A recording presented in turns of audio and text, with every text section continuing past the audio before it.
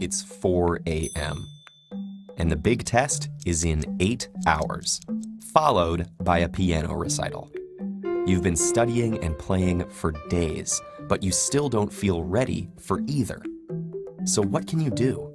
Well, you can drink another cup of coffee and spend the next few hours cramming and practicing, but believe it or not, you might be better off closing the books, putting away the music, and going to sleep. Sleep occupies nearly a third of our lives, but many of us give surprisingly little attention and care to it. This neglect is often the result of a major misunderstanding. Sleep isn't lost time, or just a way to rest when all our important work is done.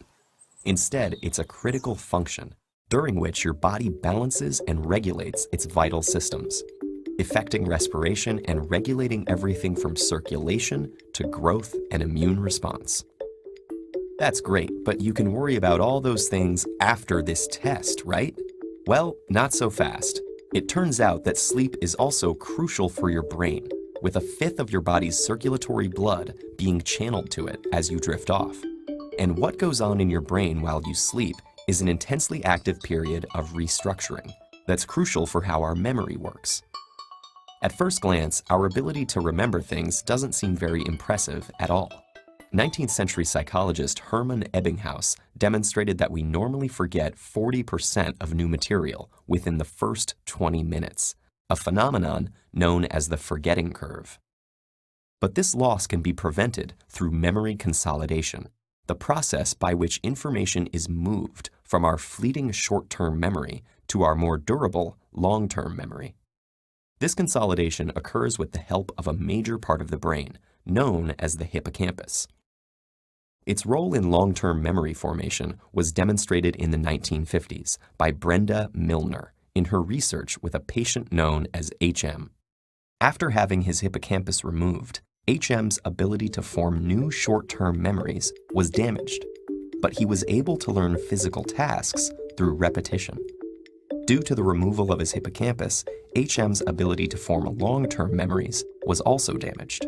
What this case revealed, among other things, was that the hippocampus was specifically involved in the consolidation of long-term declarative memory, such as the facts and concepts you need to remember for that test, rather than procedural memory, such as the finger movements you need to master for that recital.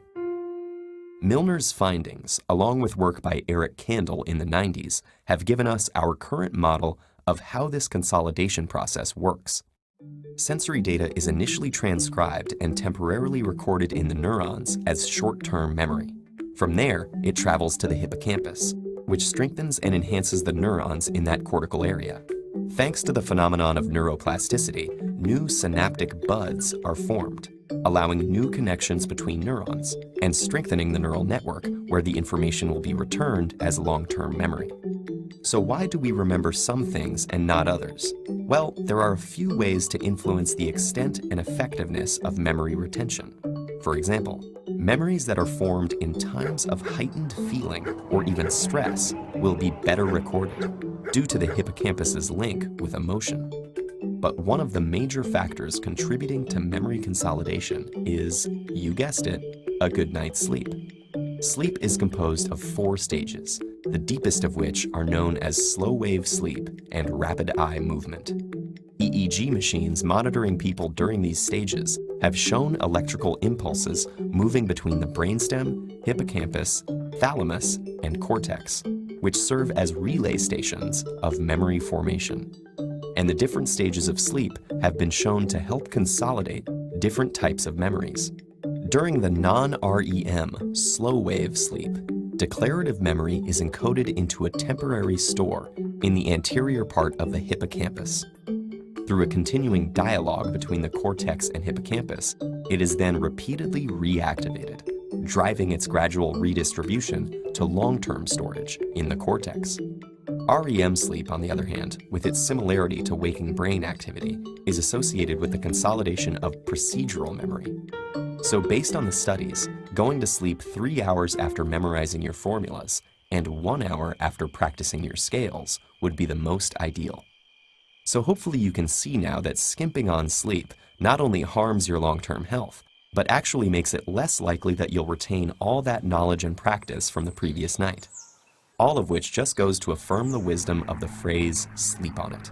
When you think about all the internal restructuring and forming of new connections that occurs while you slumber, you could even say that proper sleep will have you waking up every morning with a new and improved brain, ready to face the challenges ahead.